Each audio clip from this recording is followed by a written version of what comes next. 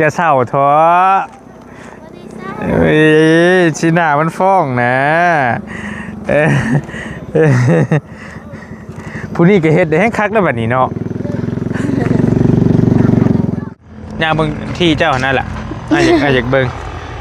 ไปเบิ่งไว้ก่อนใจเย็นๆเฮ้ยสิฟ้าวไปใส่ยังหนุ่มยังน้อยอยู่ลมหายใจยังไม่สิ้นเดี๋ยวมันก็ได้กระเทือนเลยพี่น้องเนาะอยู่ใช้อ่านจังหวะของมีบ่ฮู้ได้จนนี่ชื่อเจ้าเด้ไอ้บ่ฮู้นะชื่อเจ้าเด้อ้าวคันบ่มีล่ะก็เข้าใจแต่ว่าจะดูค่อยนี่บ่ไทยตัวนี้ลงเนาะดุดตัวนี้ลงมาพี่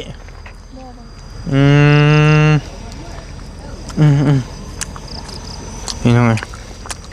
ดึงตัวนี้ลงมาสิเถิกตัวนี้มาลงมาเลยเนาะกกมาหุ้งไว้แล้วเถิกอยู่ลุ่มนี้พี่น้องเลี้ยง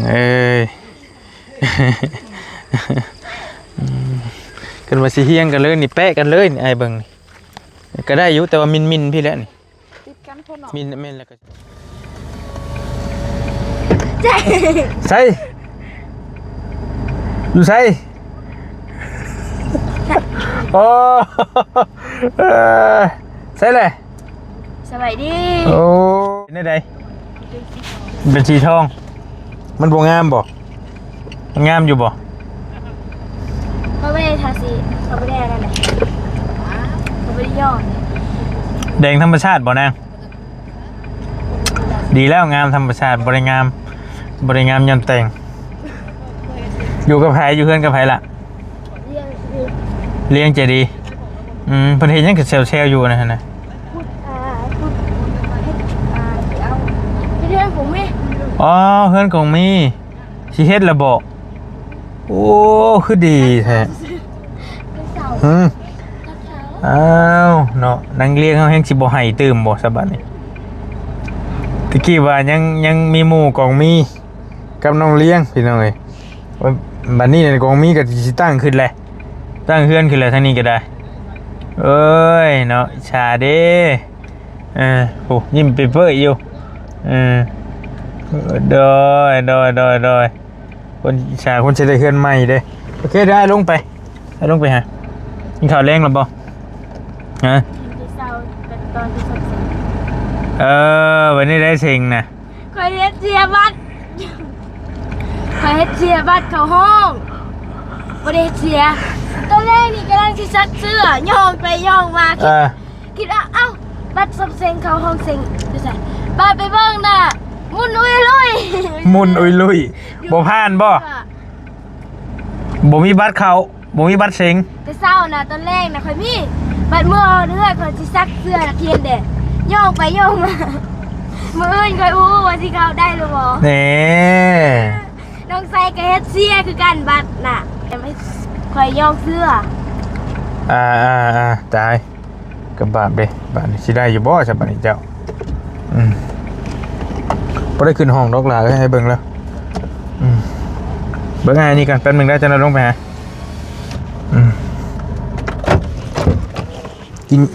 กินอยู่บ่ขนมฮะกิน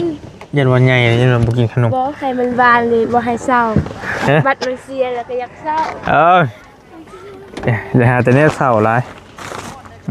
บ่บัดก่อนมันเสียเด้เอาเยียวยาจิตใจให้ส่งเดียวกันแก้มากันกินรถไปเฮ็ดลิตกินเดี๋ยวกินรถให้เลี้ยงบ่นั่นน่ะฮะเลี้ยงป้าเราจะให้กินน้ำฮะบ่ให้นะบ่ให้คนได้เฮือนใหม่นะคนได้เฮือนใหม่บ่ให้กิน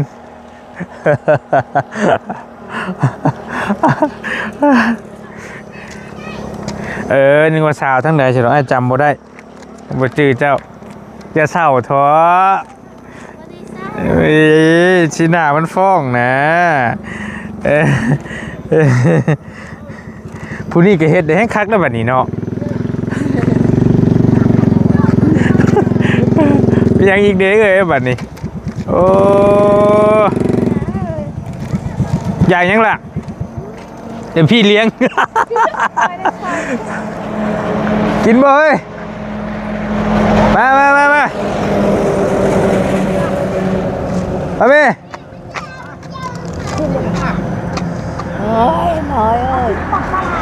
พี่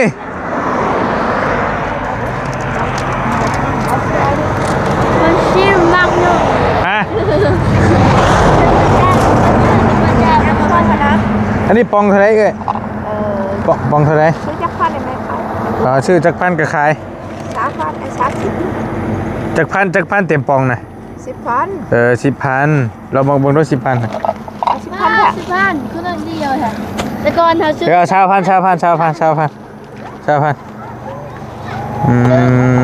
มันมีเติมกินเป็นเดียวไปนั่งกินน้ำกันพุ่นละมักซรี่ยังอันนี้ ข้าว ข่าวบ่มากเท่าเลย 7,000ชามมักเช้าอันนี้ก็ได้โอเคเนาะ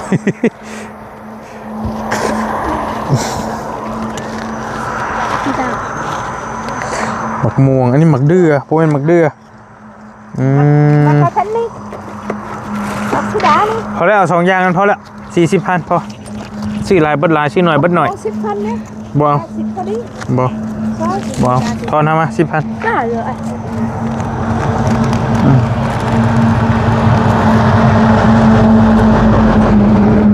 โอเคขอไปไหมได้ปะนี่ไปไหมปะเอาเดี๋ยวไม่ค่าตี้อีกเลยนี่บ่ได้ขอบใจ โอเค เอาไปตี้ดีเลยพอกินน้ำกันแล้วบ่ได้ได้จะซื้อไปกินน้ำกันได้พอเรามาซื้อละอันนี้นะเอาให้นั่นนี่เดี๋ยวให้น้องเจ้าเนี่ยน้องเจ้าเนี่ยพูดนะไปให้น้องเจ้าเนี่ยขนมเราจะไปให้นาสาวถ้านาสาวจะก็ว่าอยากว่ะแล้วเราว่าคลิปกันแป๊บนึงรอน้ำตุ้งเพิ่มกันยังว่ากันอยู่ นัดเลยยันจะเจ้าบ่สนใจ ยันเจ้าบ่สน เห็นมาเลยทำงานโอ้ อันตกน้ำนะบ่ ขอบคุณที่มาตีขอบคุณที่มาตีขอบคุณเธอบ้าน ไปขึ้นไปเบิ่งเพื่อนนาสาวเจ้าแล้วก็สิเบิ่งว่าน้องเลี้ยงคันว่าเพิ่นมีเงินมีทุนเพิ่นสิเฮ็ดอยู่ไสหม่องใดนะพี่น้องเอ้ยเพราะว่าเมื่อคืนนี้ก็ได้คุยกับน้องละเพิ่นให้ห้องท้องแตก เพราะมันเป็นโศกไปเลยนี่เนาะโอ้ก็กล้วยเว้ย มือว่ามือนั่นมือที่เขาเห็ดคือเดือนคอยหนาวนี่คอยตกมันนี่ เจ้าตกบ่ บ่ได้คนเราตกมันเลยว่าจับเดี๋ยวมันเยอะมันละ เมาบ่ มันจะเมาเขาไม่ได้เห็นแดวเวลามาโคมเลยแล้วปุ๊บ โอ้มาเบิ่งก่อนเป็นได้ใดไปแบ่งให้เด็กน้อยกินน้ำเนี่ยกระเจ้ากินบ่ไปแบ่งให้เพิ่นกินได้ไปอันนี้นั่นแบบไอ้ไป กำให้ไปลาไป บ่ได้ กำให้ใช่ไหมเพิ่นไปให้ยากไปให้รถให้แม่จะดีก็ได้เอาไปให้เพิ่นแล้วเฮาก็มากินไปให้เพิ่นกินพี่ไปปานกันฮะโอเคไปมาพี่ไปมืดไวอีหลีเป็นแป๊บเดียวมืดเลยตัวชาเด้เนาะอีชาคนได้เฮียนใหม่เด้ ยกมือได้น้องว่าคนไหว้หันละสิยกพร้อมกันกับเพื่อนที่ได้สบายยกพร้อมกันเอาไม้อยู่ใช่นะเนาะบ่เห็นเฮ้ยโมนี่เจ้าการกินแต่บักซีดีไม่ตกแต่คอบ่เมื่อกี้นี่นะอ้าวเมื่อกี้นี่นะ เห็นอยู่บ่นี่มาเลยตัวนี้กันสิไม่โตเอามา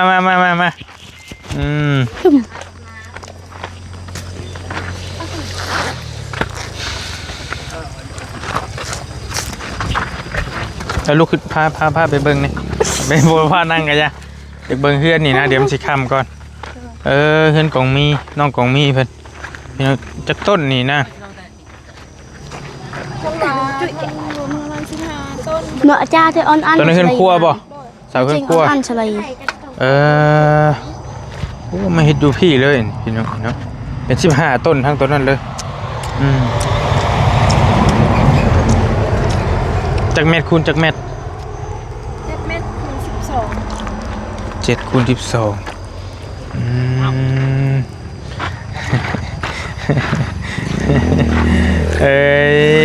พื้นที่เฮือนอีหล่าได้สิตั้งอยู่ใช้ปานนี้นะคันมีเงินบ่พอบ่ต้องเว้ารถดูมองได้คันมีเงิน มื้อเช้า ได้บ่คันมานี่คันแป้นี่มันสิทีกันโพดเนาะไอ้ว่ะเนาะ ยับอยู่เด้ กูเล่าโพ เล่าแล้วบางทียับเอาดินตัวนี้ไปลงไปขึ้นเลย เอาถมดินขึ้นอีกแล้วก็ไปลังหันหน่อยนึงเนาะเพราะว่าอันนี้มันอยู่ระหว่างกลางในดินเฮือนน้องเพิ่นนี่ ว่า จ้ะ สิตังอยู่นี่แต่เพิ่นว่ายากตังอยู่นี่นะเพราะว่าดินมันยากเขาสิตังอยู่คันว่าสิตังยับอยู่นี่ไปสร้างเพิ่นว่า เปิดว่าดินมันบ่เพียงปานใดติก็บ่ โอ้ย ยาก ไปแล้วก็ทำตัวเพื่อน ถามว่ายากบ่ก็บ่ยากดอกมันเอาปรับเอา7คูณ12ยาว12เมตรสร้างอยู่ใส่เฮ็ดน่ะ สั่งมันก็ได้ สร้างกันวันเถียงกันอึกทึกบ่คนดิ สั่งไหม คนละคนบ่ แต่ว่า2คนหันสั่งคือประเทศกันนั่นล่ะ เถียงกันแบบได้อะเห็นอย่างอึกทึกดึกนองอยู่ เขาบ่เข้าใจกันนะ บ่แบ่งเงินบ่ลงโตวบ่โอเคและอันยกแล้วสิเฮ็ดแนวใดต่อในเฮือนทุกเจ้านี่ มีแต่ตั้งเสาเท่าอันนั้นคือจาม ตั้งเสาเทคานไว้ก่อนที่ซื้อมีสำนันเด้ คันมีต่อก็แม่นเฮ็ดต่อเนาะเฮ้ยแล้วถามน้องเลี้ยงแน่นอนรับอยู่บ่คืนนี่ บ่รับ ฮะ บ่รับ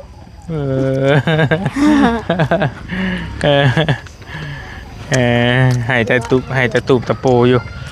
เจ้ามาที่หลังเจ้าสิดังกว่าหมู่เด้อเสืออ้ายรถถ้าเบิ่งเด้อจะสิได้คักกว่าหมู่จะสิได้อยู่ปลายต้นไม้คือบ่เตียงว่าเลยเอาอีหลีจะสิได้อยู่โหสิได้ประเสริฐกว่าหมู่เดี๋ยวมาเห็นเบิดค่าขอย่าเบิ่งได้ไปย่าเบิ่งที่เจ้านั่นแหละอยากเบิ่งไปเบิ่งไว้ก่อนใจเย็นๆเฮ้ยสิฟ้าวไปใส่ยังหนุ่มยังน้อยอยู่ลมหายใจยังไม่สิ้นเดี๋ยวมันก็ได้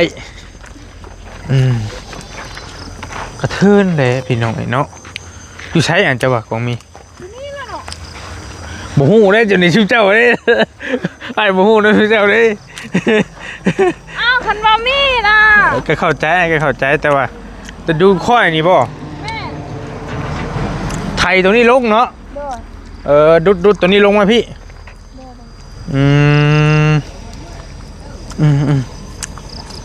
นี่น้องไงดึงตัวนี้ลงมาเถิบตัวนี้มาลงมาเลยเนาะพี่กกมาหุงไว้แล้วเถิบอยู่ลุ่มนี้พี่น้องไงเลี้ยงเอ้ย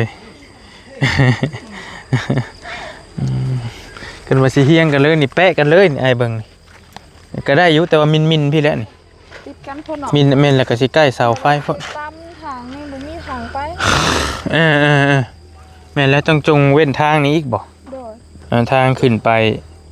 แก่มันแก่นี่เพิ่นอยู่นี่แหละได้อยู่ดอกจ้างเอารถอันนั้นมาบุกเบิกเอาเนาะ ได้แล้ว ได้แล้วเนี่ยแม่ ไปหาหมองนั่งคุยกันจังหน่อยครับไปอยู่นี่ก็ได้ไปมานั่งสามสาวจะดีบ่เห็นจะดีเนาะแล้วนั่งหันก็ได้เลื่อนยางรถไปลงมาเลยวิ่นหัว จริงเยอะมากใกล้กินเยอะได้แล้วไม่ได้ แต่บ่รีมักมุมเพื่อนน้องกองมีเพิ่นพี่น้องเอ้ยมันสูงน่ะเลี้ยวไปเห็นภูเขาลูกบะเริ่มบะเทิมเลยพี่น้องเอ้ยคักอยู่ ตอนเช้าได้หรอ ฮะ ว่าตอนเช้างาม งามบ่มีหยังงาม วิวเด้ เออ โอ้ยเนาะ เอาก็ต้องถามให้จบได้มีหยังงามเนาะโอเค คันบ่เฮือนแล้วเนาะตื่นเช้ามาแล้ว บ่ นั่งก็นั่งเฮือนนั่งอยู่หน้าเฮือน อิจฉาเด้เนาะ โอ้ยอิจฉาให้มันแล้วก่อนบ่เลยยังไม่ทันแล้วยังพออิจฉา เดี๋ยวกันแล้วเฮ็ดดูเรื่อยๆเดี๋ยวมันไปใช้มันสิบ่แล้วโอเคกดเลขให้อ้ายเนี่ย กดเล่นอ่ะกดเล่นอ่ะ 6ตัวเลขหยังก็ได้ 6โตบ่ 6โต คันถึกแล้วสิมาเฮ็ดให้เลยเฮือนนี่ 6โตเลยเลข6โต คันนี้มันถึกได้ เจ้าถามเลี้ยงว่า เลขหยังก็ย้ายแล้วเจ้ากดมั่วไปแล้ว น้ำเบ้าถามเลี้ยงว่าอยู่เลขโตได้ที่เราไปเซ็งมื้อนี้ เลขโต๊ะหยัง 263 263 เลขอีก3โต ก็นะ คอย เลข อยู่ ตัวไม่ โต ยอมกดไม่กด เจะหมักอย่างก็จะกดรถต่างหยอกต่างหัวจังซี่ดอกบ่ได้คิดหยังหลายไอ้ไปต่างว่าหยอกว่าหัวแต่มันถึกอีหลีก็ได้ดีแล้วเว้ยแม่นตะวะ 6โต 6ตัวเลย6ตัว1,000มันได้400ล้านถึก 2,000นี่ก็โอ้ยมาเฮ็ดให้แล้วรถเฮือนน่ะโอ้เลขงามได้นี่กดได้นี่พี่น้องเอ้ยโยมันกระบาดเจ้าเห็นเจ้าให้เมื่อคืนนี่เบิ่งที่ส่งให้เพิ่นซื้อให้ ใส่ให้ใส่บริ เอาบ่ได้เบิ่งคลิปบ่ซั่น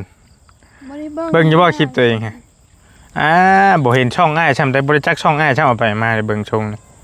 บ่ได้ลิ้นโทรศัพท์นะบ้า บ่ช่องเก่าข่อยทั้งสองช่องน่ะมันปิวไปแล้ว บ่นะบ้าโทรศัพท์คอยนะบ้าคอยเอาไป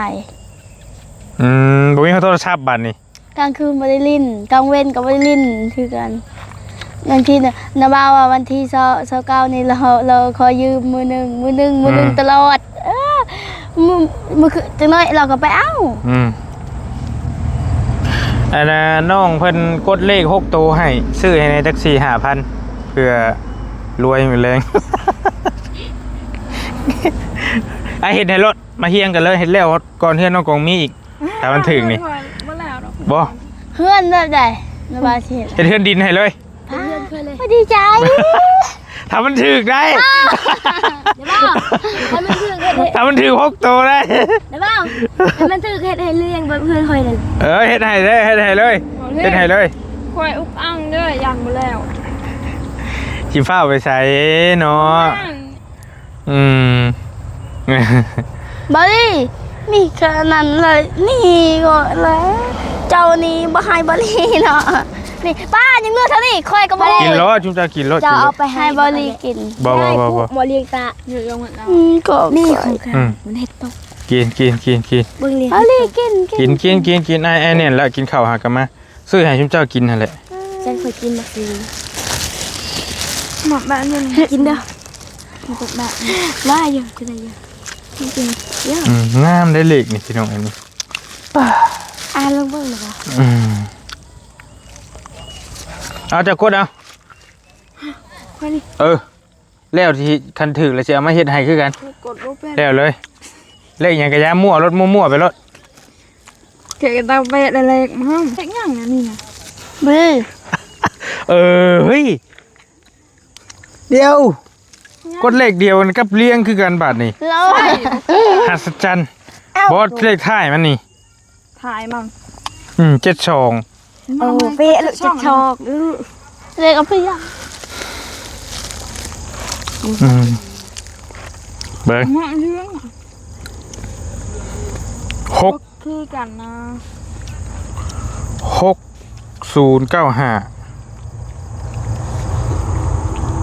72 ถึงเตะดาวอังบานจัง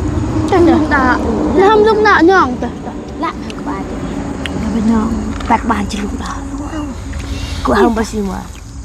นั่นล่ะ ลูก น้ำลุงดาไปเนาะ บอกบุญไปลุง โดยซื้อเลขให้ในเอื้อยน้องเพิ่นกดให้มีเลข3โตวกับเลข6โตวเอาโตวละ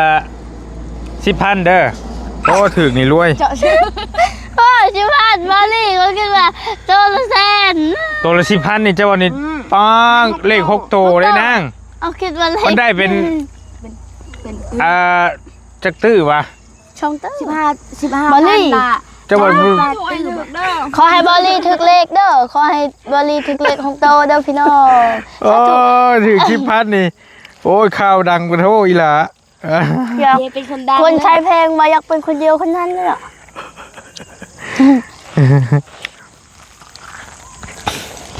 บอลลี่ชื่อรถไม้เหรอ ฮะจังหวะกับมาซอยชุมเจ้าก่อนแค่นี้มันถึกนะเดี๋ยวนี้กระบาดเจ้ายังเห็นมันแล้วนี่เพราะเลยบ่เร่งเลขแล้วเว้ยบ้าแล้วไอ้ก็เริ่มบ้าเลขแล้ว บอลลี่ฉันจะมันออกเลขเชื่อเลขมานะบอลลี่เสียใจเลย บัดแล้วไอ้ถามในเซ็งเป็นได้ได ก็ดี ดีบ่ยังเสียงอีกจักมื้อ อีกมืออื่น อืม มือสุดท้าย เป็นได้สามสาวชุมเจ้าน่ะโอเคเบิดคู่คนอยู่ตี โอเคอยู่ อ่า บูจะดี มือสุดท้ายเนาะ บูบอกเคยได้เข้าของเสียง บัตรหายก็แจ้งเพิ่นแล้วชื่อเลขบัตรอยู่ติก็บอกเพิ่นแล้วเฮาเฮ็ด เพื่ เฮี อย นบอกว่าอย่าให้เฮ็ดเสียเด้อ เอามันเสียเลยเฮ็ดได้ซะ บ่เข้าห้อง เนาะ บ่ได้ไปแซงซ้ำ อืม ไปจะดาวเนี่ยเดี๋ยวไปเอากับเลี้ยงให้ อืม มื้ออื่นก็ได้เปล่าจะคอยกันมาทัก คือซื้องั้นไปละ จุกแกงยากใช่ไม่เตอะตรึบ ใช่ก็ได้หรอก เอาตะบางแต่5 โมงคอยตื่นแต่5 โมงคอยอาบน้ำ อืม อาบน้ำแล้วคอยไปโรงเรียน กินให้มันเบิดก่อนแซ่บอยู่บ่ คอยเอาจนกินข้าวเที่ยง ฉันหลับแล้ว กิน เพราะแล้ว ช่วงแล้วอิ่มแล้ว อ้าวลืมท่า แต่ว่าเฮ็ดเฮือนดินของเจ้านี่เนาะน้องก็มีเนาะเฮ็ดเฮือนดินพี่น้องแต่ว่าสิแล้วฮอดใช้แล้วมื้อใดแล้วตอนใดก็จังว่าอันนี้ก็เว้าบ่ได้คือบ่รีว่าน้ำน้องเลี้ยงเมื่อคืนนี่แหละ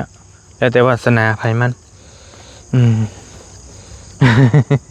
บางคนช่วยให้ซอยตั้งเสาเทคานแหละก็สิเหลือเขาเจ้าเฮ็ดเองก็มี เอ้าเพิ่นช่วยได้ซำนั้นได้เฮ็ดได้ซะ ดีใจแล้ว แม่น เห็นแต่เช้า สิหาเงินปลูกมันนี่ได้ซื้อเช้า มันก็มี เดือดชื่อดีจี คือบ้านรังคูนน่ะกะอยู่เชฟโปนนั่นแหละอ้ายตั้งเสาเทคานไว้แหละกะผู้ใหญ่เพันยาซอยไปเฮ้งเป็นสิเป็นปีบ่กะป้าไว้นั่นแหละแล้ววันดีขึ้นดีเพิ่นพอมีเงินแล้วเพิ่นก็กลับมาซอยอีกก็แล้วหั่นน่ะนี่เฮาก็เว้าเนี่ยตัวนี้ก็ได้ก็ฟังเบิ่งเฮ็ดได้เฮ็ดเฮือนดินมันก็ป้อเอาไปมาให้2เท่าโตกับอยู่ทั้งบ้านข่อยเลยพังเบิ่งค่าสร้างนี่ก็ยอมแล้วเสานี่ต้นเท่าไหร่นี่เนาะ ต้นตัวนี้บอก โดย บู๊กันต้นตัวนี้ ตัวนั้นเด้ ตัวนั้นคือว่าได้ยินคิดก่อนว่า7แสนก็ได้ กัน7 7ลืมเลย ก็สิแพงกว่าทั้งบ้านเฮาอยู่บ้านเฮานี่มันประมาณต้นละพันนี่ประมาณ600,000ปลายพี่น้องเอ้ยป้อแพงกว่ากันหลายอีหลีอยู่พี่เนาะพี่น้องเอ้ยก็ยาละค่อยเป็นค่อยไปเฮ็ดได้คือเฮ็ดใหญ่แท้อยู่ผู้เดียวนึงเฮา15ต้นพุเนาะเลี้ยงเลี้ยงมาอยู่น้ำกันซะอยู่น้ำนาสาวนี่แล้วนาสาวเฮ็ดแล้ว อยู่ร่วมกันก็ได้คะแนนมาให้แล้วแต่มันบ่แล้ว เห็นคนละห้องกันห้องกันนอนน้ำกันนะจะเป็นช่างคนกับตัวนี้น้อยหนึงแต่ถามว่าใหญ่บ่กับบ่ใหญ่นี่ต่างว่าหยอกน้องไปซื้อพี่น้อง7ความกว้างนี่7 เมตรนึง7 เมตรแล้วก็ความยาวนี่12มันเฮาเพื่อเฮือนครัวเฮือนเคียเด้มันก็บ่กว้างดอกบ่ได้กว้างดอกแต่ว่าเฮือนแต่จริงพุ่นสิกว้างกว่าไอ้เบิ่ง ค่อย ยาว ค่อยน่ะ7 คูณ 12 ซ้ำกันซะซ้ำกันซะถ้าว่านั่นน่ะ กันตัวเฮือนน่ะประมาณ7 คูณ 8 อืม เราอีกของนอกนี้สามเจ้าเด้ อืมอืมอืมอืมก็มีคนส่งกำลังใจให้หลายอยู่น้องเลี้ยงเพิ่นก็ว่าอดเอาฟ้าหลังฝนย่อมสดใสเสมอเดี๋ยวก็ได้ล่ะอดเอาเด้อสบายน้องเพิ่นอยู่พี่น้องเอ้ยเพราะว่าตะกี้ยังว่ามีกองมีเป็นหมู่ได้วันนี้กองมีก็ตั้งเลยเข้ากันบัดนี้พี่น้องเอ้ยนี่อาจจะเบิ่งไอ้ขอคัดบัดนึงเดี๋ยวจะเบรกไว้ก็ได้ให้มันหลิ่นก่อนให้มันหลิ่นก่อน ย่าอยู่เลยไม่ถูก บ่ไรเว้ยแล้วจะเบิ่งคอมเมนต์นะเบิ่งคอมเมนต์เอาอันนั้นแหละชื่อช่องไอ้นะช่องใหม่มันช่องเก่าวันช่องเก่าวันไปแล้วช่องเก่าถึกแบนแล้วเดี๋ยวจะช่องใหม่ช่องเดียว ยิ่งเหรอ ไอ้ก็อ่านดัง ก็ได้แล้วแต่เจ้า สงสารน้องเลี้ยงมากเลยอยากให้น้องเลี้ยงมีบ้านเหมือนคนอื่นเขาน้องเลี้ยงเป็นเด็กดีน่ารักลุงขอเป็นกำลังใจให้น้องเลี้ยงเด้ออาจารย์เราเอาเป็นอย่างพิจารณาอยู่ว่าหลังต่อไปต้องเป็นบ้านน้องเลี้ยง น้องคงคิดมากไม่ได้บ้านน้ำมูก เด็กน้อยน่าสงสารขอให้เลี้ยงสู่ลูกอย่าน้อยใจไปก็ทำตัวโศกเศร้าน้องเลี้ยงน่าสงสารกว่าคนอื่นเป็นตาน้อยใจอยู่กับเด็กน้อยรับได้ยากน้องเขาหลายอ่านบ่ไหวแล้วบ่วันบ่ไหว ดูนะก็เข้าใจครับน้อยใจที่ไม่ได้บ้านนำเขาบาลีช่วยน้องเขาด้วยครับช่วยแท้ถึงเลข6ตัวแรงเนี่ย กำลังใจ เตรียมตัวรถเสาพร้อมบล็อกบึ้นมาโลดบืนนี่ แต่ว่าอีลีถ้ามันถึกได้ถ้ามันถึก1,000ไอ้ได้400 ล้านเมื่อวานนี้นะเบาว่าอันนั้นมาถึกเลขบัดเบิ่งแล้วบ่ถึกนะไอ้ซื้ออายุชุบเจ้ามื้อนี้ก็ซื้อซื้ออายุนะ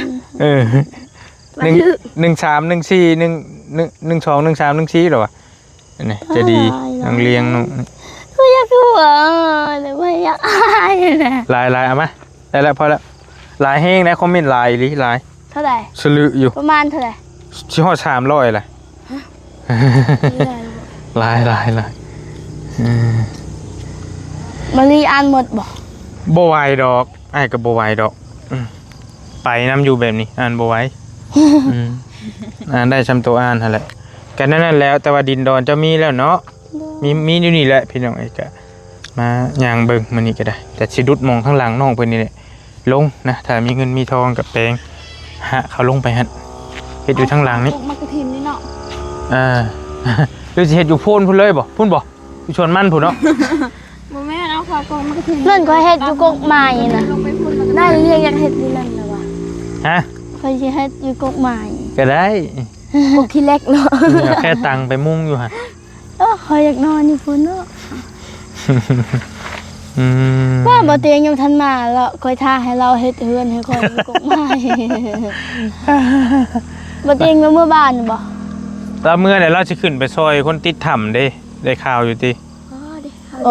คนติดถ้ำอยู่พูนอยู่ทางเหนือพูแล้วคือว่าสิไปตอนแรกนี่แหละนี่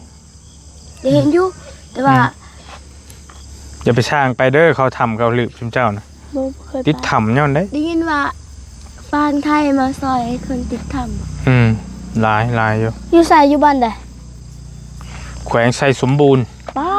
บ่เตียงก็เห็นบ่เตียงไปฮอดใส่กองเพิ่นไปฮอนค่ำคือว่าซั่นได้ไปบ้านค่ำบอกนี่ได้บ้านชิมเจ้านะไอ้ชั่วใหญ่ต่อกันไปหาค่ำมาเด้เพราะว่าประเทศลาวติดอยู่คนลาวติดอยู่ในถ้ำเพราะยิ่งบ่คือว่าผู้ชายเบิดเลยหลายคน7 คนป้ามีแต่น้ำเลยก็เห็นอยู่พุ่นน่ะนั่นเลยบ่ฮู้ว่า เป็นหรือตายกันยังว่า สิร เนี่ อย ดหรือสิล่วง นั่นแหละก็ยังว่าโอ้ยกระบาบอยู่ อี เห็น ตัว ไหม นี้เราได้เนาะก็เห็นอยู่เขาถ่ายคลิปน่ะก็ อืมบางคนก็ลูกน้อยบางคนก็เอียงแบบว่ามันนั่งเฝ้าอยู่หั่นนะแบบโอ้ยกระบาบเห็นแล้วก็โคตรฮู้พี่น้องเอ้ยได้อยู่ค่ำแล้วสมควรแก่เวลายันว่าชุมเจ้าอยากไปอาบน้ำอาบน้ำไผยังบ่ทันอาบน้ำซั่นบ่ น้ำก็บ่ไหล น้ำบ่ไหล ไหลเลย ไฟก็บ่สว่างบ่ อู้ค่อยให้ก็มาเลี้ยงเพิ่นได้อยู่กันเปล่าอยู่หาระยาว อืมเอายินดีนํเด้อทางน้องกองมีก็ได้สิได้เฮือนงามแล้วพี่น้องเอ้ยตั้งเสาขึ้นก่อนค่อยเป็นค่อยไปนี่แหละฟังมื้อแรงรอข่าวดีเด้อค่อยซื้อ 10,000 ถือก็ได้อยู่4ตื้อเม็ดเลย4ตื้อ 4,000 ล้าน พอให้บ่รีถึกเด้อ โอ้ยเนาะไอ้สิมีวาสนาปานนั้นอยู่บ่ โอ้คือบรีถึงได้กว่าลายลังพุ่นเลยเนาะ 4,000 ล้าน ได้ก็จะข้อได้เล็กนะบรีคือบรีถึง ฮะบ่ได้อึดคนสิมาหาข่อยนะคันข่อยถึกนะอีหลี ก็ไล่ มีหยังกินแรง คอยน่ะ บ่มีซ้ำ เขากินตั้งแต่เช้าไปโรงเรียนน่ะคอยซื้อข้าวจนฮอดแรงพุ่นบ่ได้กินซ้ำยังจะกินข้าวตอนเที่ยงก็บ่ได้กินตอนเที่ยงก็บ่ได้กิน กินต้มมี่ได้บ่จะเอามี่ให้ ได้ มาแบ่งกันนะกับน้าสาวชุมเจ้าแนวอื่นได้ก็บ่มีก่อมันน่ะมีแต่มี่กับขนมในรถนั่นแหละ โด กองมีจักปีนี้ลืมเลยค่อยลืมอายุเจ้า ชอบปีนี้บ่แล้วก็ปีปัญหา ปี 2005บ่ แม่ ปีนี้2026เนาะแม่นเลยนึกว่า35ปีซะดอก 35 บ่นึกว่า15ปีหั่นนะ บางแม่เขาใส่ยันไว้ชูครัวหัน อายุเรา 27แล้วนะ28ปีนี่แหละ เจ้าหั่นนะ อันนั้น ใส่พิษบ่หรือว่าจังได ใส่พิษ แต่ว่าปีเจ้าอีหลีน่ะ2005 คืออันนั้นคือพอหยังก็พอลีอยู่บ้านอะไรบ้านทองแดงฮู้จักบ่พ่อน่ะพ่อผู้ที่บ่จันเฮ็ดเฮือนให้น่ะ ชาวลี บัดผู้พอหัน25ปี มันกลับกันบ่ แม่น อ้ายห้องข่อยก็คือกันเคยมันผิดอยู่เคยแจ้งเพิ่นไปผิด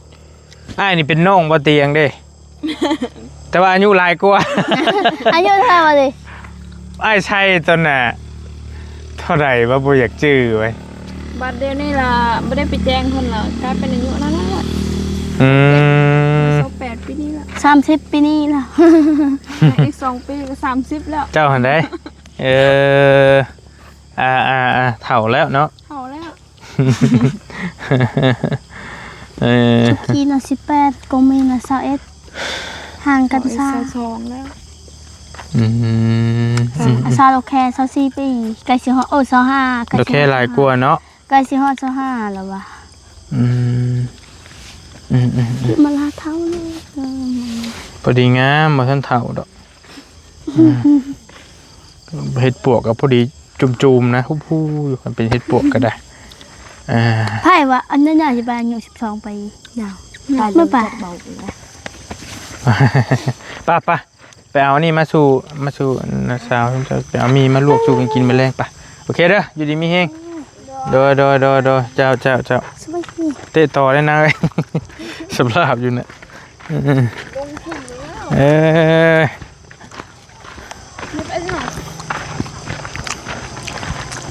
นี่แหละท่านที่นี่แหละเขากับเรียนเลยตกอันนี้บ่ เลย ตาลาย บ่เขาไปห้าเขาแล่นไป5รถบาบุญคอยตกบนนี้คอย บ่เฮ้ย บ่ได้ป่ะคอยตกบนนี้เดือดร้อนบนนี้แบบนี้แหละมันทึกหมดอันนี้หมดเลยแบบนี้เลยคอยนะ ใครล่ะบ่ใหญ่ฮันเดสิเอาอีกแล้วได้ฮะเห็นว่าก็ได้โอเค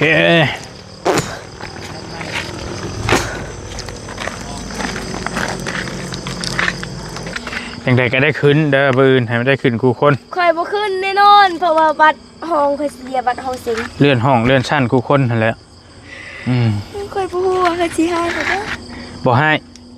เกิดขึ้นได้นี่เด้อเอาให้ชุมเจ้าเด้อ ได้ ไปปั่นกัน ขอบใจเด้อบอลลี่ ผู้ละห่อสองห่อโดย บอลลี่หล่อ โอ้ย ให้บอลลี่ถึกเลขเด้อ เออ อ้าวให้บอลลี่ถึกเลข อยากได้เฮือนบ่ แม่ เอ้ยกระบะ โอ้ยอยากได้เพื่อนบอลลี่เอ้ย อดเอาล่ะเอ้ยใจเย็นๆใจเย็นเดี๋ยวก็ได้เนาะยัง แค่บอลลี่ถึกเลข โอ นะ เคโอเคถึกก็คือถึกโอเค ถึก มา แท้เด้อ ถึกแท้ก็ถึกแท้ได้เอาเลยเฮือนเจ้าหน่อยเฮือนดิน โอเค เฮือนดินโอเค ยาเด้อ สัญญา เด้อบอลลี่กันบอลลี่ หกตัวได้โอเคหกตัวงามเลยไอเฮ็ดให้น่ะโอเคสบายดีล่ะฟังข่าวดีไปแรงเด้อ โดย ป้าไปแบ่งกันดีมีแห้งมายามน้องหล่าเพื่อนพี่น้องคนกะปรารถนาอยากได้เฮือนอยากได้ซ่านนั่นแหละคือกระทึกนึกนองอยู่ท่านั้นก็เฮือนใจดีกำลังสี่ยกขึ้นมือฮื้อนี่วันที่28เห็นแล้วก็เป้าทางใดก็พอทางนั้นอยู่ดีมีแห้งโชคมาร่ำรวยเจอกันสบายดีพี่น้องบ๊ายบาย